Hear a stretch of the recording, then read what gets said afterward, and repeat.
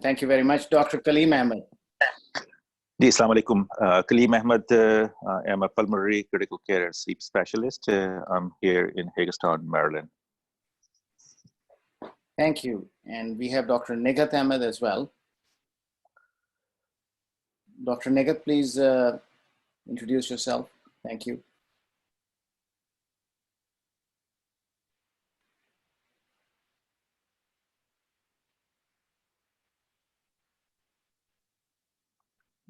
It seems like Dr. Nighat's microphone may not be working. I've unmuted the microphone.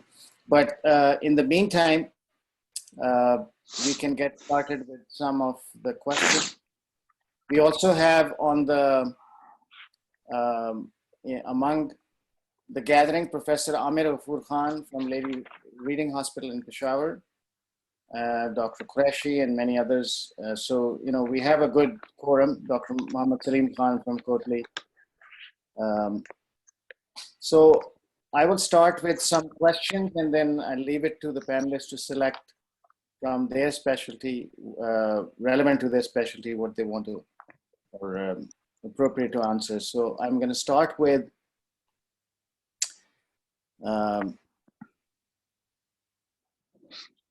an interesting question by Dr. Imjad. The question is, I'm just wondering if there is any case of contact transmission through blood products and serum for COVID-19 patients. Probably a pathologist or virologist could answer. So fortunately, we have a microbiologist on the panel. So can you get infected through direct contact with an open wound or needle stick injury? And I think I would put this to Dr. Bushra, if you could please go ahead and answer this question. Thank you. Theoretically, such transmission would be possible, but I'm not aware of any reports of transmission through needle stick injury or through blood or blood products. But one precaution which is taken during collection of convalescent plasma is to make sure that the person is not actively infected. So there is a potential risk, but I'm not aware of any case of transmission through this route. Thank you. So leading up from that question, there's a concern in the perioperative environment. Two areas, for example,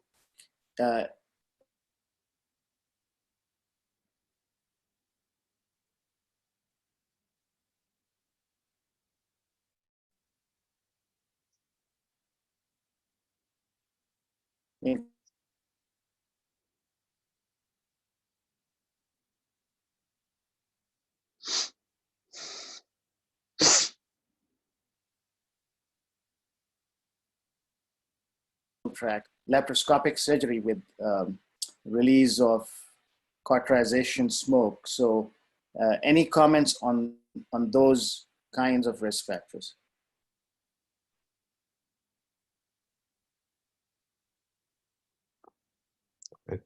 Could I answer something not laparoscopic but near about?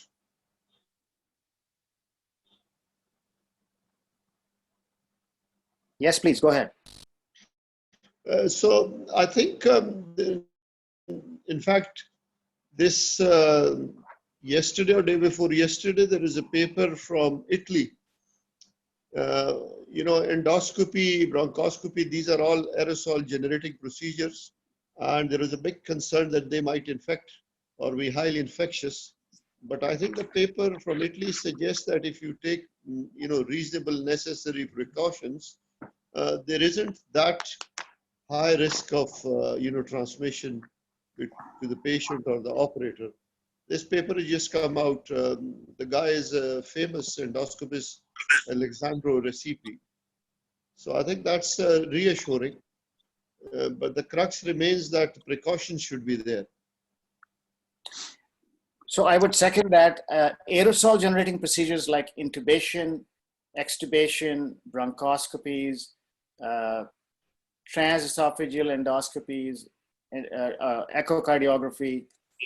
There's a whole list of them, tracheostomies, etc. Anything that involves the exposure of an internal cavity or tract, like respiratory tract, digestive tract. So we do realize that the virus is present in the upper and lower respiratory tracts, and there is shedding from the GI tract. So certainly anything involving those has been listed in the United States as a possible aerosol generating or high risk procedure. So appropriate precautions to be taking place. But the data on whether patients or healthcare workers got infected by through those procedures is very, at least I'm not aware of that. So thank you, Dr. Amir. We don't have any confirmation of blood transmission. That's the answer that I'm think is a consensus. Just one thing. I found one report of one donor sample being positive for the virus, and this was from Wuhan. But there is no evidence of transmission through transfusion.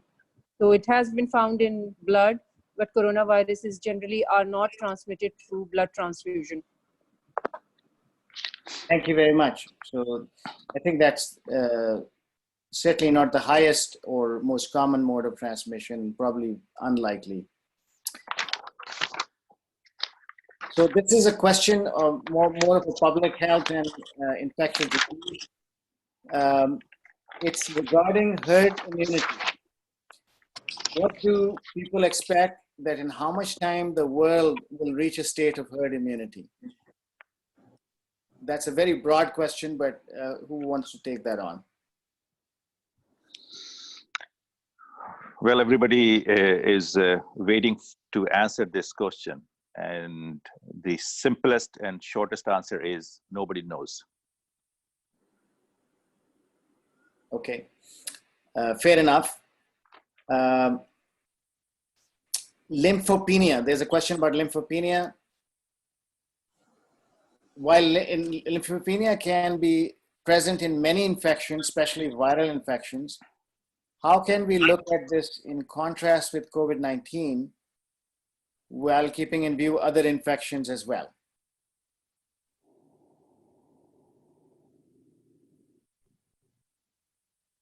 Any information on that? As lymphopenia as a marker of specific marker of COVID-19 versus other viral infections.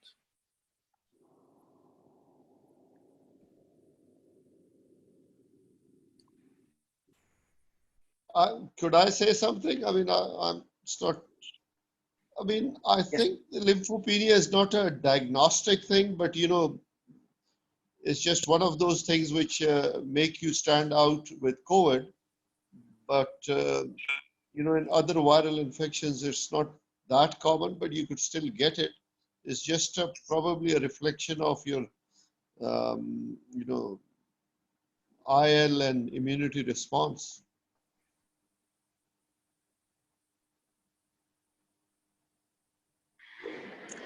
It is more prominent here because it has been suggested as marker of severity of illness. Although you do see lymphopenia in other infections, like especially HIV, where the virus actually attacks the lymphocytes and the count may go down in response to actual infection by the virus. But here, it is prominent as a marker of severity of illness. So if I understand this correctly, what you're saying is it's not specific to COVID-19, but is a marker of more of a prognostic or severity indicator. Yeah, that's what it seems like from the reports here. Another question related to infectious disease is, what about currency notes? Can they act as carriers of coronavirus, and for how much time?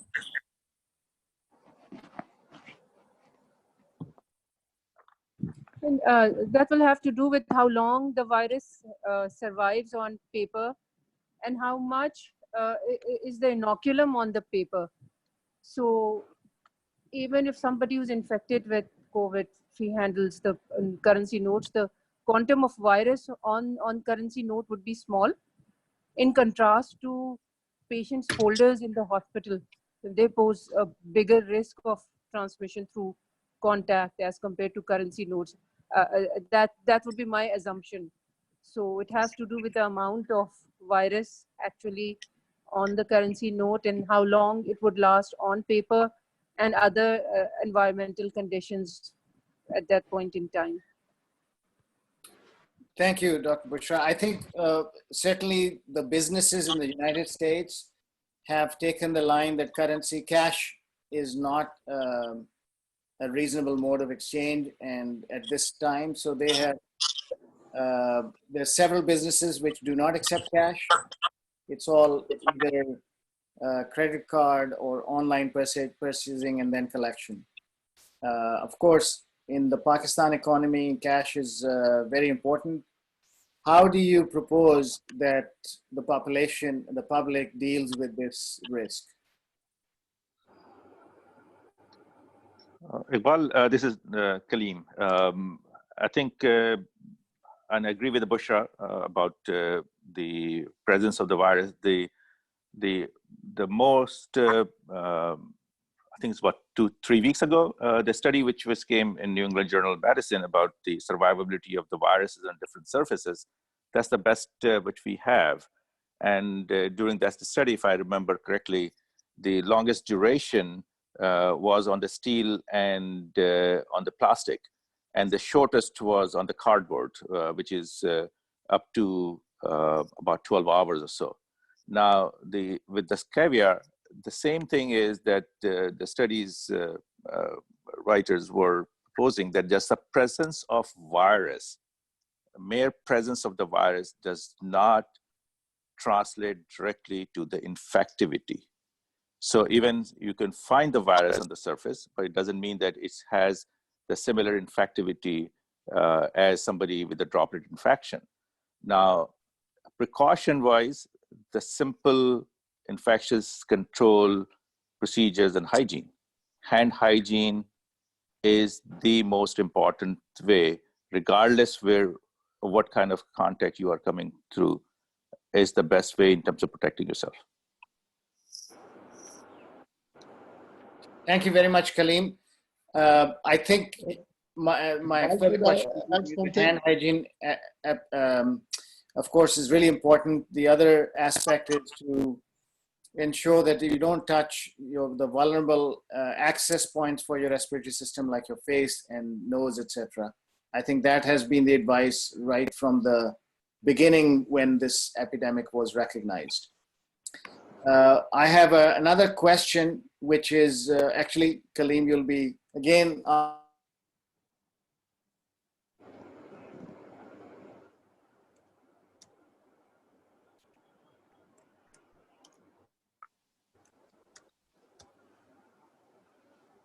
And again, prone them, what is your recommendation about the timing and the criteria? So the question here specifies the PaO2 or /FiO2 ratio of less than 150 for reproning. What is your advice? So I missed the first part of the question. The first part is that Dr. Salim says that prone patients or COVID-19 patients who are on mechanical ventilation are kept prone for 12 to 16 hours. I think this is part of the question. Do we change them back to supine and again prone them if the PaO2, FiO2 is less than 150? Yes. So in your unit, Dr. Kaleem, what is your typical 24-hour cycle of ventilation and proning protocol? So in our setting, we are following the same surviving sepsis and SCCM guideline, and most of the people were following the same thing. Fortunately, in our setting, our patient population in the critical care unit is not that much. So we have not prone any patient yet in our unit. They are intubated patient, they did well, but the protocol which I have seen in different other institution and other colleagues was the same as the questioner was asking, that doing it to at least duration of 12 to maximum of 16 hours, and then returning back if the oxygenation is not improving, you continue the process. It's a very labor intensive thing. In our unit, we have about 4 proning beds, which are specially designed beds. When we feel that these patients will require, we put it on them. It is still a labor intensive, but it's much easier compared to doing it manually. Thank you. I just want to add a few things that came into to my attention from conversation with colleagues in the National Health Service in the United Kingdom, which is very heavily hit with COVID-19, a lot of patients in the intensive care unit. So yes, it is a very labor intensive process. They follow exactly what you're saying about a minimum of 8 hours or 6 to 8 hours for any benefit to be realized from proning. A couple of things that they've started doing a few weeks ago is to do early proning. So patients who are on any oxygen requirement, nasal cannula, for example, will be asked to self-prone themselves, and that improves their oxygen exchange, which leads sort of a confirmation of the pathophysiology of this disease, slightly different from typical ARDS, less compliance issues, less issues with atelectasis and airway alveolar collapse, and more with the distribution of blood flow. And that is specifically thought to be addressed by this proning, so better ventilation perfusion ratio. So one of the other points that they identified was to really organize the proning team.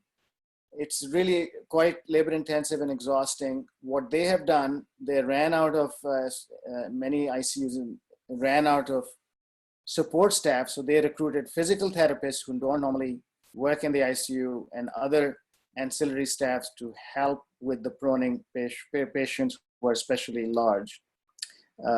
And they kind of organize during the proning process. They do not disconnect from the ventilator, which is typically done during otherwise proning patients in the ICU. And the reason is that they don't want any ventilator disconnection and exposure of the atmosphere to the patient's infection. So, and also loss of recruitment of the lungs. So they don't disconnect from the ventilators, they maintain the PEEP during proning. They also have organized every line or access point that's going into the patient, for example, central line, endotracheal tube and its attachments, peripheral IVs, arterial line. They bring it sort of north, and everything going out of the patient, drains, urinary catheter, they organize it going, not get disconnections and similar things. So I wonder if Kaleem can comment on the actual process of proning, because this can be very complicated and labor intensive.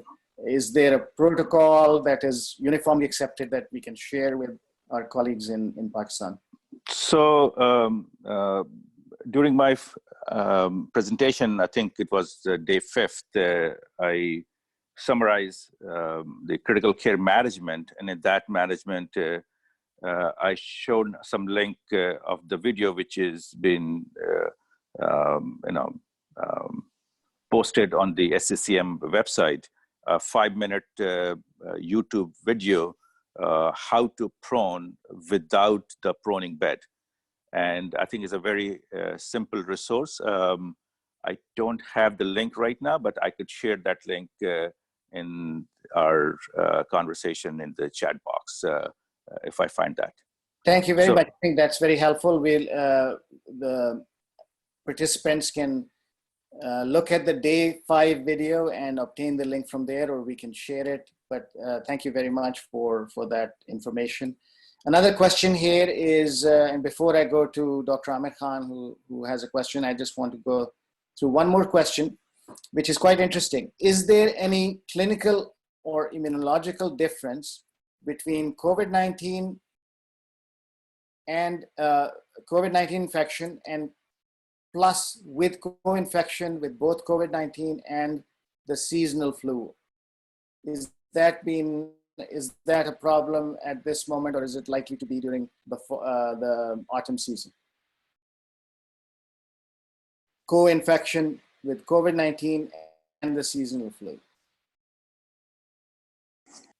Co-infections are possible and have been reported, but they are not associated with adverse outcomes because of co-infection with the two viruses. It can just present like a regular infection and run its course.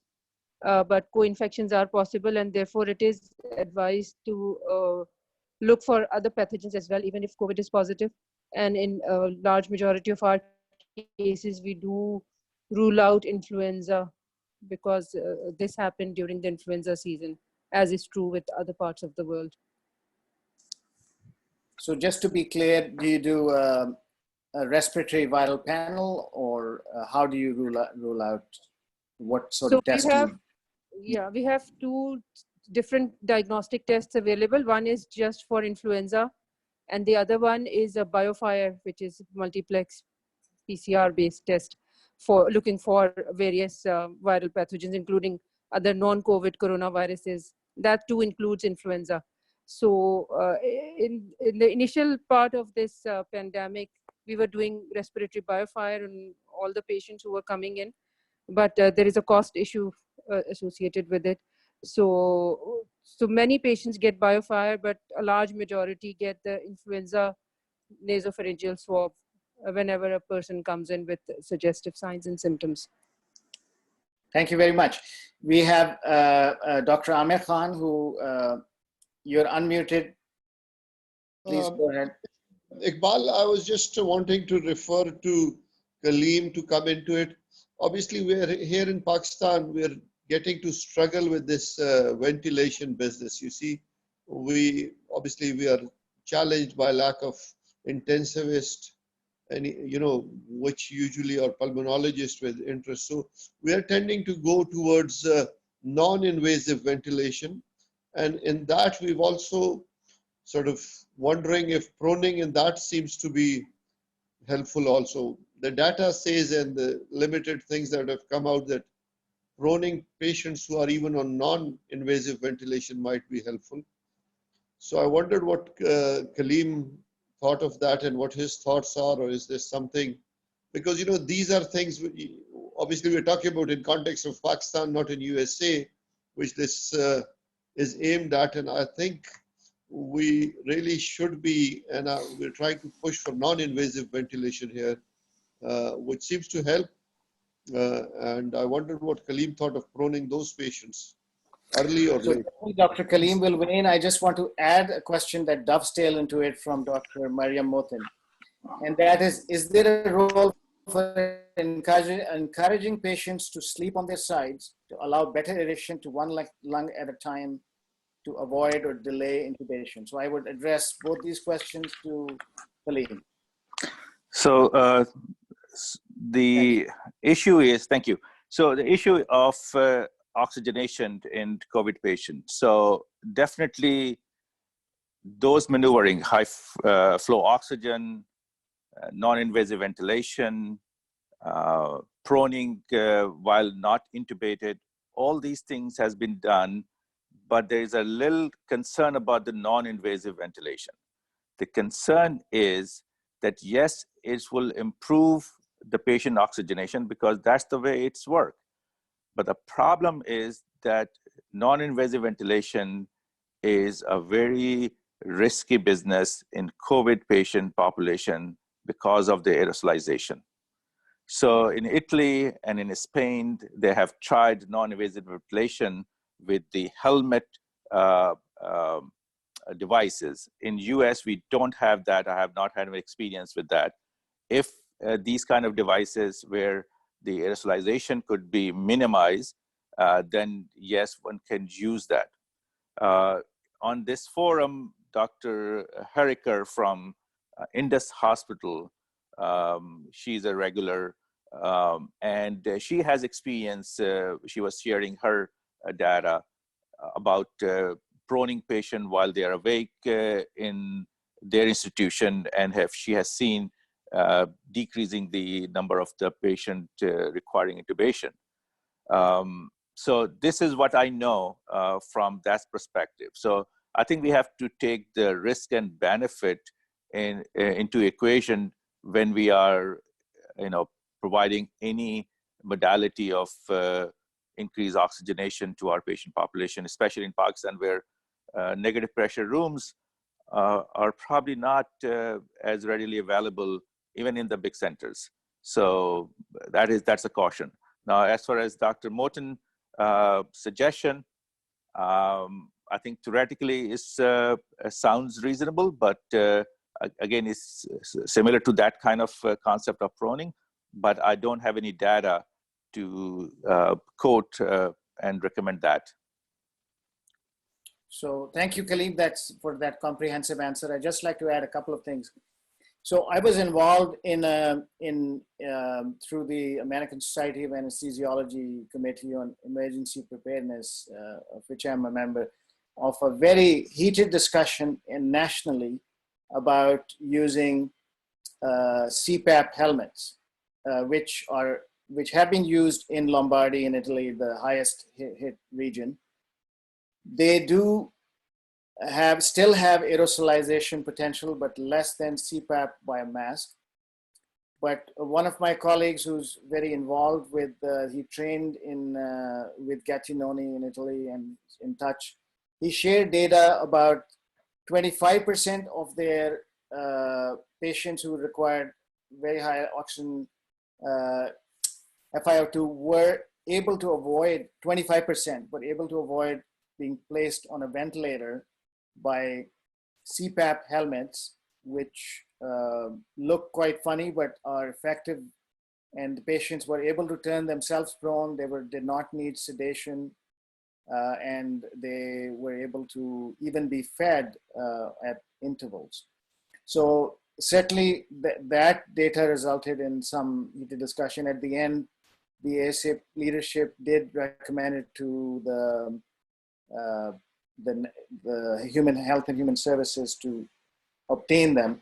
And for Kaleem's, there is a company that does supply them in the United States. I can forward you that. It does need some training for your staff to use them. And the bottom line is that short of endotracheal cuffed tubes, very little of these devices, high flow nasal oxygen or CPAP devices, will be safe from aerosolization. So that's the other aspect of it. There have been some reports from the United Kingdom where they have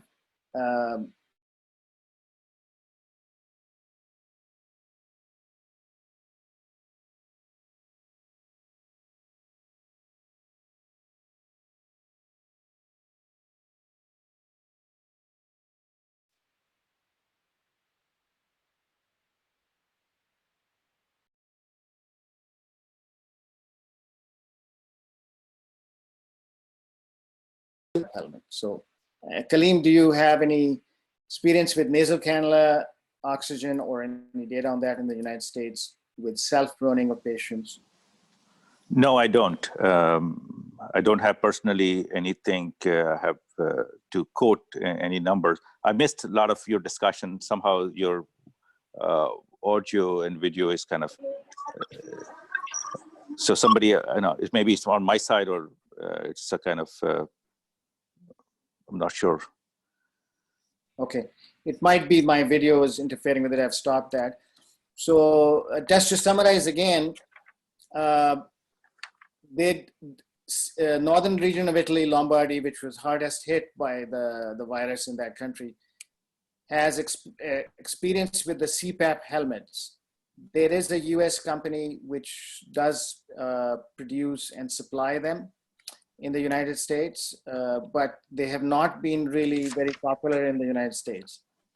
In the Italian experience, they claim that 25% of their patients who were candidates for ventilation or intubation were saved from having to be intubated and recovered with the CPAP helmets. And there is less aerosolization as you mentioned.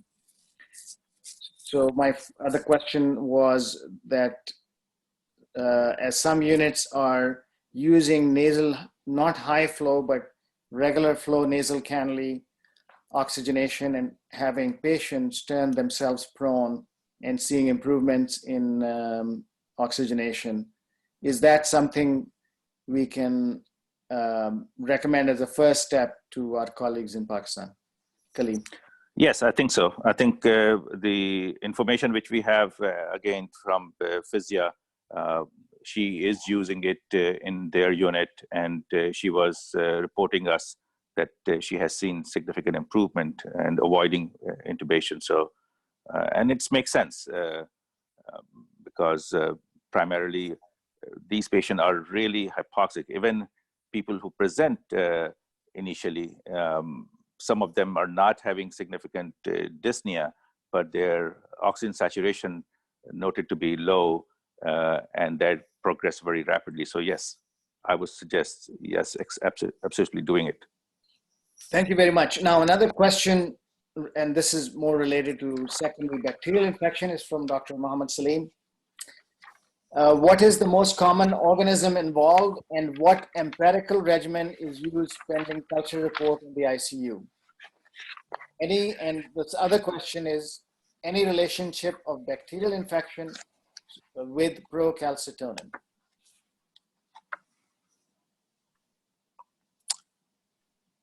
So we haven't seen any particular bacterial infection being superimposed on COVID-19 infected patients. And I think it would depend on the ICU, the local flora where the patient is being managed. But so far, we haven't come across any specific organism more commonly found in COVID-19 patients. And empiric regimen, again, would also depend on what the previous experience of the center has been with nosocomial infections in the ICU. Regarding procalcitonin, it is well known that procalcitonin levels are high in bacterial infections, and they do not go up in viral infections or even mycobacterial or fungal infections. So procalcitonin is used as a marker of bacterial infection being superimposed on a COVID patient, and that's why it is important to check for procalcitonin in somebody who's being considered for tocilizumab. Okay. Thank you very much, Dr. Bushra. So I'm assuming that the superinfections or bacterial infections are all nosocomial. They're not community acquired. Patients don't come in with the superinfection. Is that the understanding? Yes, that's the understanding, and empiric regimen depends on the previous experience of the center with superimposed bacterial infections. So the choice of empiric regimen would vary from center to center, and that is fine. And the bacterial cultures remain negative in our patients who have worsening pneumonia and who are on empiric broad spectrum antibiotics. I'll be curious to know if for these very seriously patients who've had some empirical antibiotics in the unit, is there a risk for fungal superinfection? Is that something that we should consider or even look for?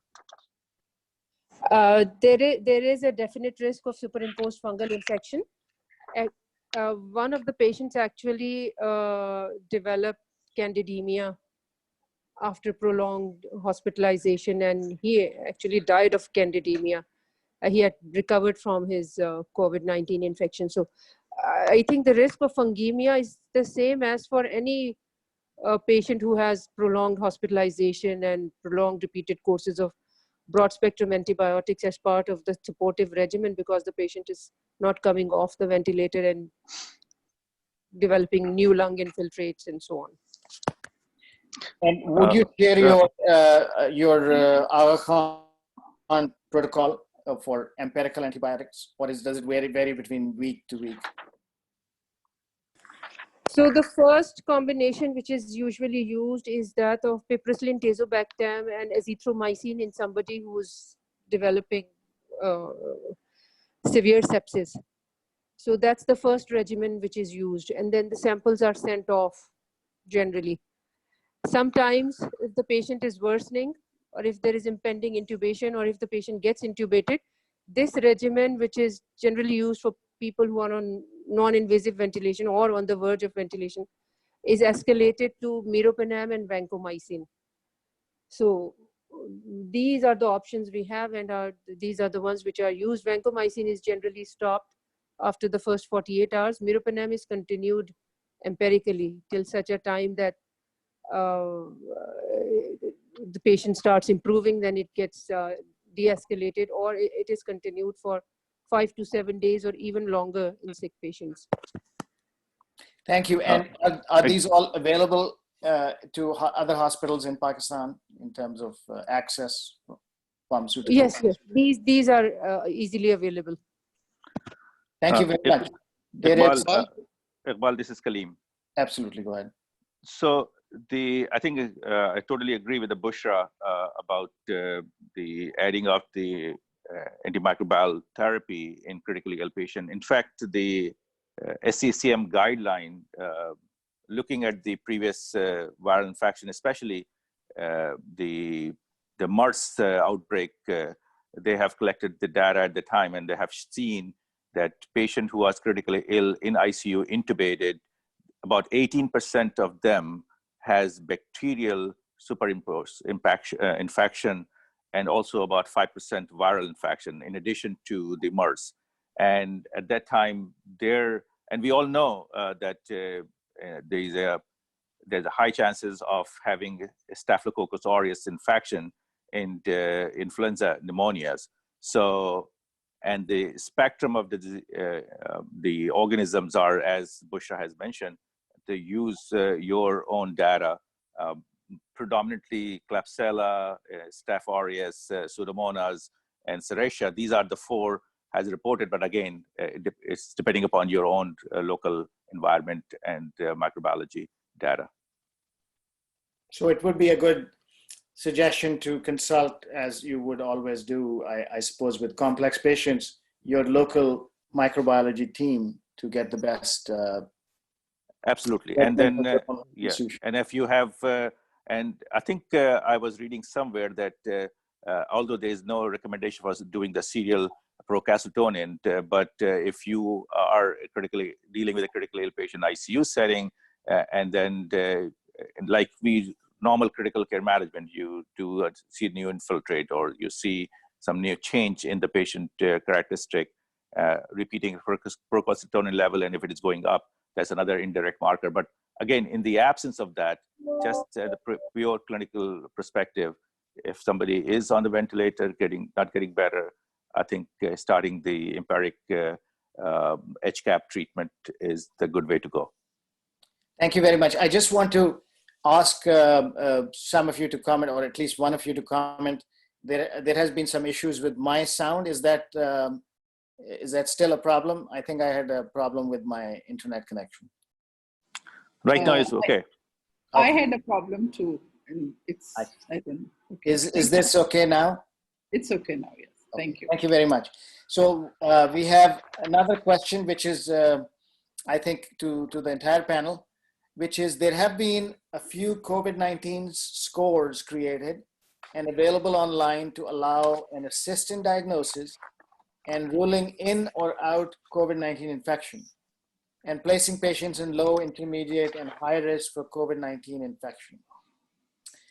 It would be good to know the view of panelists and attendees on these scores. So let me ask Dr. Kaleem and Dr. Bushra to weigh in on this. Is there internationally accepted scoring regimen for risk or diagnostic severity and screening? Thank you. Well, I think what I have seen through the NIH guideline, which is recently published, different societies are way into that. They have given the numbers, and we all know those, that the majority of people are kind of either no symptoms or mild symptoms, and they have just a cough if they have symptoms, and fever. Fever is the most important symptoms. And those are about 81% through the NIH literature. Other publications might have a little bit here and there, a little different. And then moderate and severe has a different symptoms, including you have changes of infiltrate on the chest X-ray or the shortness of breath starting. And then people who are admitted in the hospital. So these are the things which we know from the data which we have. Whether somebody sitting at home, looking at and giving numbers, I'm not aware of that.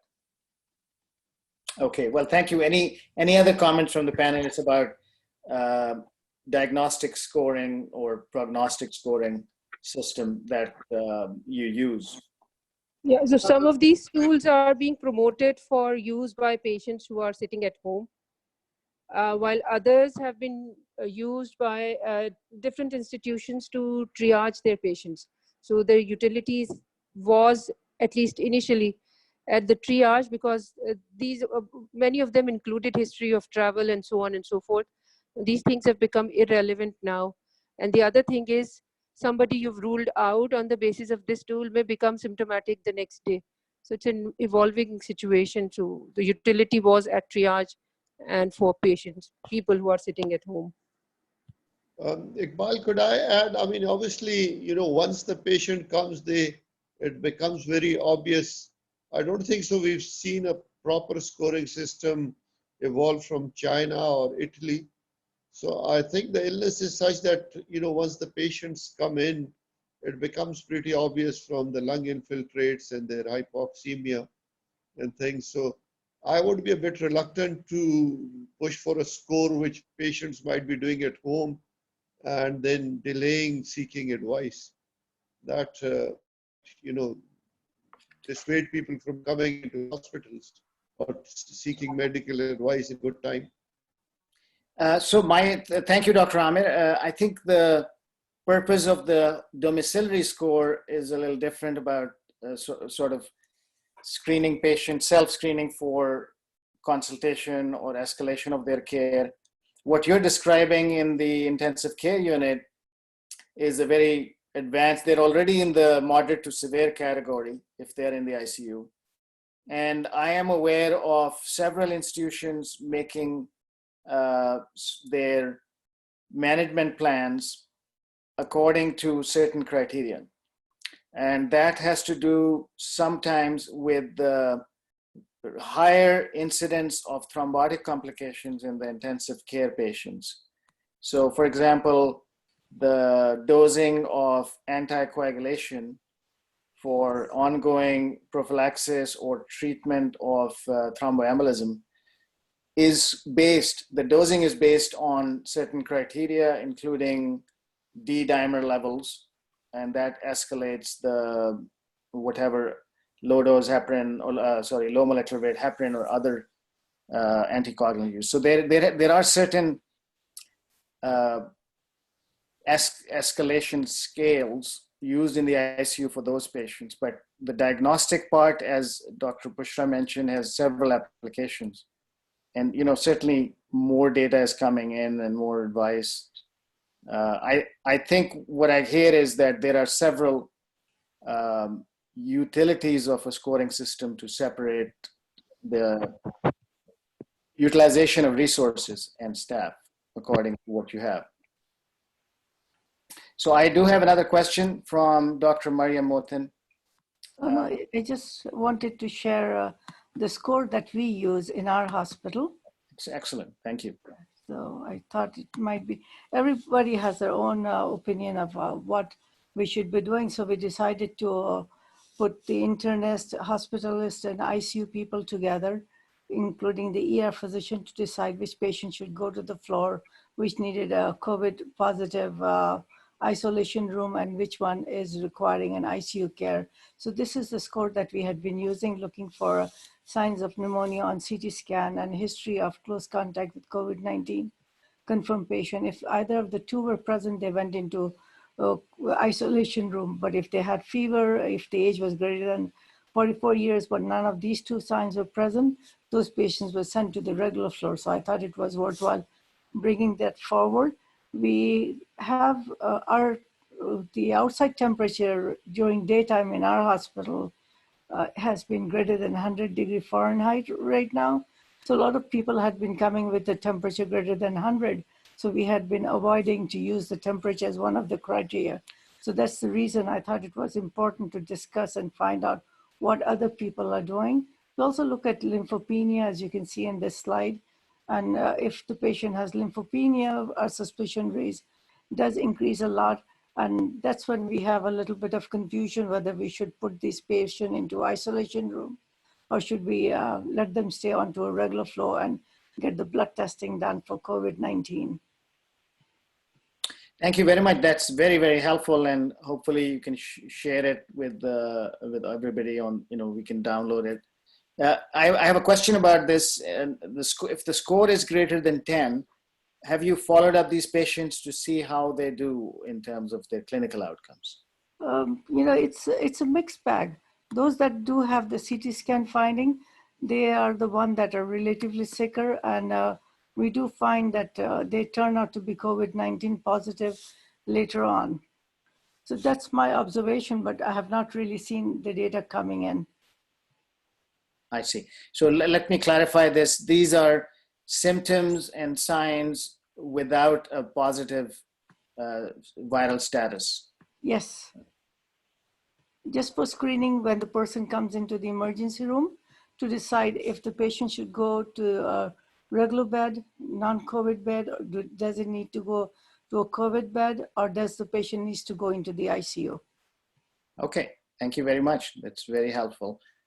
I have another anonymous attendee question, and this is also related to infectious disease. Dr. Bushra can comment on this. There was a news article that COVID-19 can be transmitted by connected sewage lines, for example, from one apartment to another in a building. Is there any truth in this?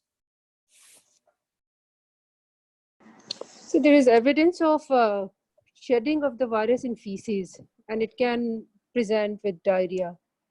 And that was true for the previous SARS infection as well. So the virus may be there in the sewage, but how would it be transmitted to people? Would there be aerosolization of sewage, or would it be acquired through contamination of the water supply? I don't know if there is any evidence regarding the possibility of that kind of transmission.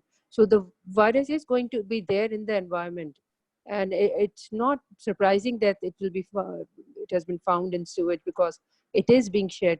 But would that be a major role of transmission? Would be a matter of conjecture. I'm not sure. How would that be an important mode of transmission? So what would be the public health advice to the general population? How to see this? Sewage contains all kinds of organisms, and people should stay away from those bugs which are found in sewage. And that's why you have sewage treatment plants, because you don't just discard sewage untreated in the environment. So for us in Pakistan, I guess salmonella is a bigger issue as opposed to COVID being transmitted through sewage contaminated water supply. So at the moment, the predominant route of transmission is through the respiratory tract and through contaminated hands rather than sewage. So Iqbal, with the same line, in February, WHO and China joint report came out about this, addressing this issue, and according to their report, fecal-oral transmission was not considered as a significant factor in terms of the disease, spreading. Okay, thank you very much for that answer. There is a question about has there been any change, or let's say in Pakistan, what is your experience with the presenting symptoms of patients who turn out to be COVID positive? Is it the same as what other countries have experienced? Is there something else? This is from Dr. Hina Etizad. Iqbal, could I take that? Absolutely. So I think our experience from what we've seen, actually the presentation is classically as it is in any other, country. Usually the patients present with dry cough and fever and then lymphopenia. What we're finding is that the X-ray signs are there. We're having a bit of difficulty. Like yesterday, we saw a lady who actually has had miliary tuberculosis before and has had extensive changes on her X-ray. On top of it, she developed COVID. So yeah, for us, the X-ray finding can be challenging. Now, Mariam mentioned about CT. You see, that's another thing, because CT scans are sort of limited in hospitals, and if you were to use it for COVID, then it becomes a wee bit difficult for other emergencies. So we are mainly relying on X-rays, and I think the picture is almost the same. We haven't seen much of GI. For some reason, we're seeing a bit of cardiac symptoms, a bit more predominant than the other, other extra pulmonary symptom presentation. Thank you very much. So what I'm hearing is that the pattern of symptoms is similar to other international experience, with maybe at least in Peshawar, a little more propensity to exhibiting cardiac signs and symptoms. Is that a reasonable summary? I think so, yes. I think, the pattern of disease is not any different than what has been reported so far in other countries. I think you mentioned a very interesting kind of diagnostic conundrum with a fairly large population of patients with tuberculosis who might have COVID positive status as well. Is there any recommendation, or how do you deal with that diagnostically and in terms of treatment? I mean, I think that's something we're starting to see, and maybe we'll develop some experience with it. There are certainly, the X-rays of, I can tell you about people in Peshawar usually have some, shadowing because of past TB and things like that. As I mentioned, we have a lady who's got biliary tuberculosis, and on top of it, she's developed COVID. So that's something we're looking out for. It would be interesting to see what Bushra or, Kaleem say about these things. I mean, it's a unique problem to us that TB is quite common for us, because we have refugees from Afghanistan coming over also, where TB is even more prevalent. Yes, I agree with you completely, because we have had patients who we have to isolate and work them up both for COVID and TB at the same time. And there are patients who have underlying TB and then they develop COVID. So if the previous X-rays are available, it is not that difficult. But yes, we have a high prevalence of background TB in our patient population. I think that's a fascinating subject for a public health and COVID-19 study, at least data collection, because I think you will have more experience on this than many other countries in the world. So it's worth sharing in a professional publication. Of course, with everything else going on, you may be too busy to undertake that right now, but something to think about. I have another question, and this is about the positive status. So once patient is positive with COVID, is there from Dr. Hina Zaz, I hope I'm reading this question right. Are COVID positive once prone to become positive again? What are the chances of reinfection, I suppose? The question regarding immunity.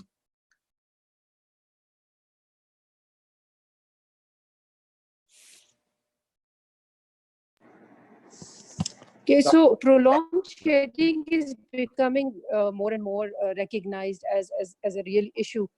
So the thing is, you need to have whole genome sequencing of the initial virus, and during the repeated episodes when virus shedding is noted, to say that this is indeed a reinfection with another strain of the virus, because episodic shedding and prolonged shedding are both known. So even if the person becomes asymptomatic, he may continue to shed virus for long periods of time. So that's my comment on it.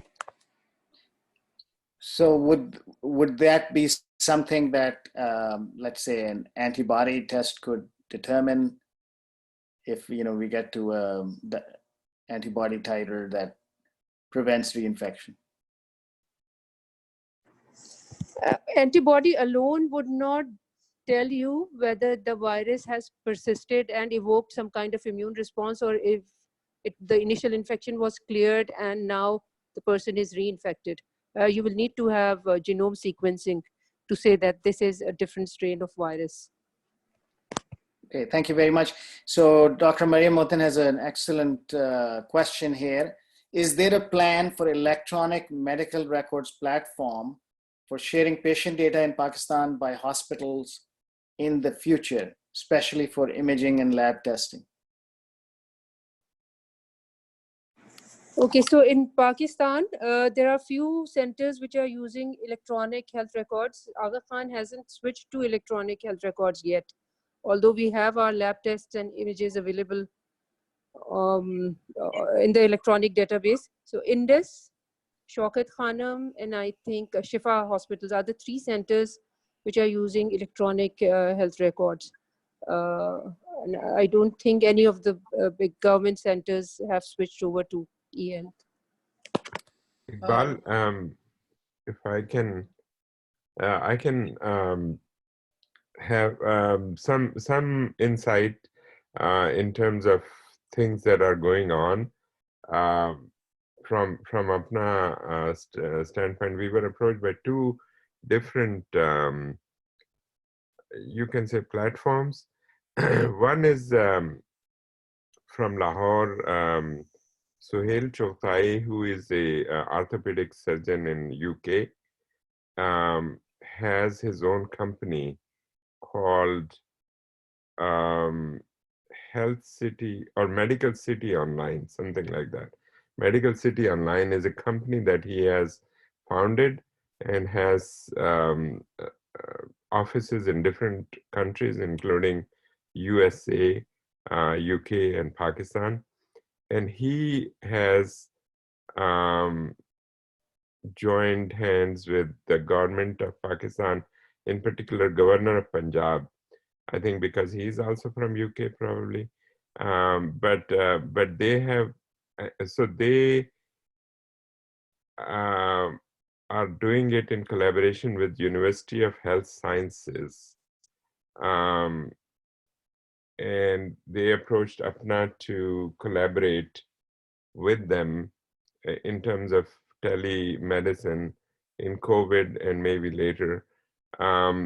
So another section of APPNA has undertaken that. Babar is working with them, so I don't know what stage. This is like 2 weeks old news, so I don't know at which stage they are, but that is just something that it seems like they want to do it for all over Pakistan, free of cost.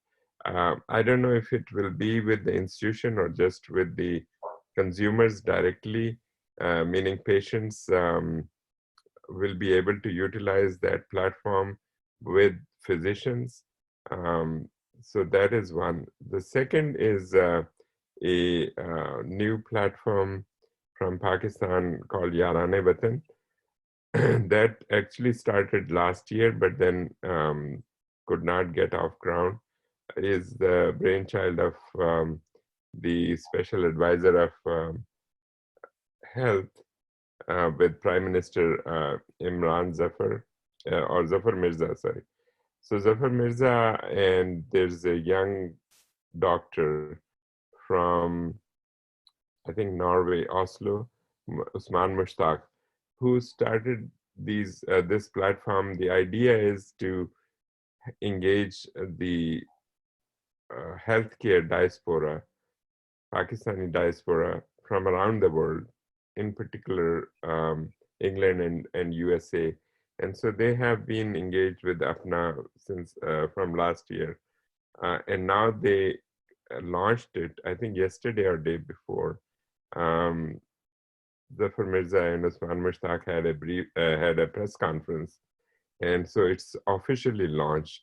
And that is also a digital platform. Whether that is something, both of these, that can connect the institutions and do a meaningful digital telehealth work is to be seen. But I think there is a lot of interest. And as you know, Iqbal, the tele-ICU as well is something in the talk. So I think a lot of people, a lot of chatter is out there. Hopefully something come out of it. Pakistan has, I think, a good IT resource, a lot of young professionals, and I see no reason why they cannot do it. Okay, excellent. Could I mention something here? Yes, absolutely. Go ahead, please. So I must thank our colleagues like yourselves in USA through APPNA. Here we at Lady Reading get very hands-on advice from the intensivist and pulmonologist in APPNA. Some of you might be aware that a team used to come on rotation basis and trained our boys in Lady Reading, which has been great. And we're constantly in touch with them, and obviously our intensivist and intensive care folks, ask questions.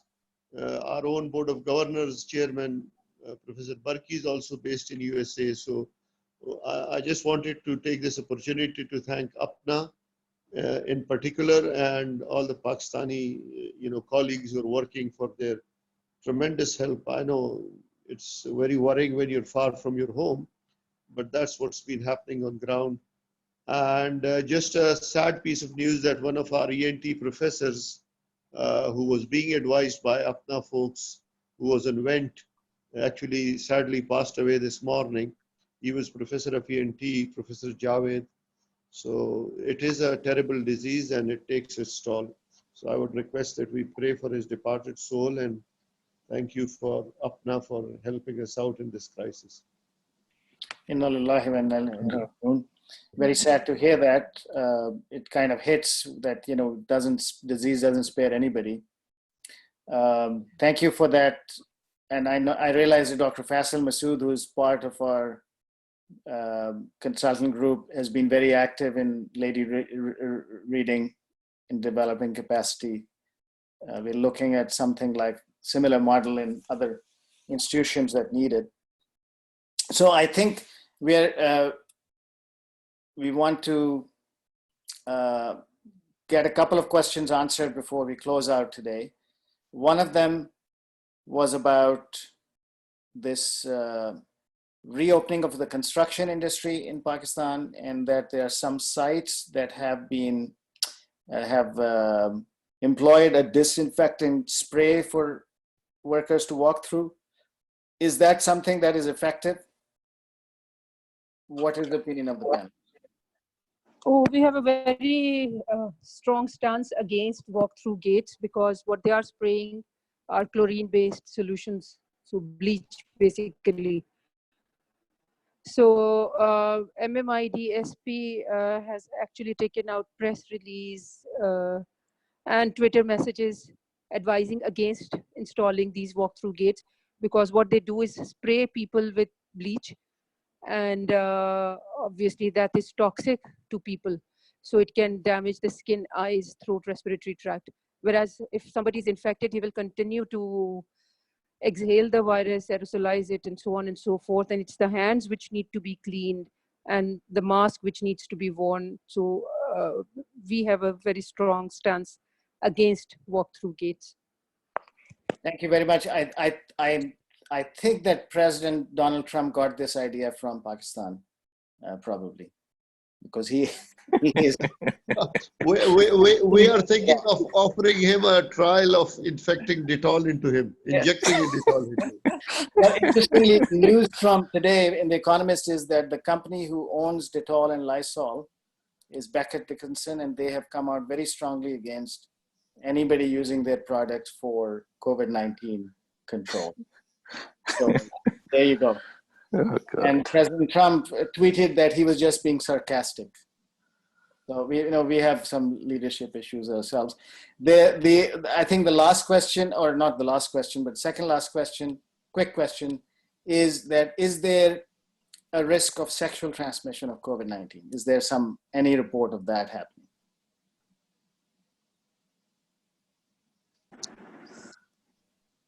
Not to my knowledge. No. Not to my knowledge. The only thing is that definitely droplet and kissing might be the issue, but otherwise I'm not aware of anything else. And to follow up on that, we had an obstetric panel, and vertical transmission has not been, vertical transmission to the baby has not been demonstrated, or at least considered as a route. Is that fair to say? Yes. Okay, and the last question is from Dr. Salim, and it's about anticoagulation in COVID-19 patients in the ICU. About what is the protocol that you would recommend for that? I know there are several institutions have different protocols, but what would be a reasonable one to start with? I think, as you mentioned, there's different institution is experimenting with the different protocols. Some are looking at the D-dimer markers, some looking at the PO to FiO2 ratio with our significant ARDS kind of picture. So I think it should be individualized, institution-based. I don't have any specific generalized recommendation myself to guide anybody at this point. Thank you very much, and Kaleem and all the other panelists, Dr. Bushra, Dr. Amir, Dr. Shahid, Rafiq, and if I fail to acknowledge anybody, it's because everybody wants to get down to iftar in Pakistan. It has been, again, a very great learning experience for myself and people from the United States, and hopefully useful for our Pakistani audience. And please let's keep doing this, and I wish you all Mubarak Ramadan. Thank you very much. Assalamu alaikum. Khuda Hafiz. Assalamu alaikum.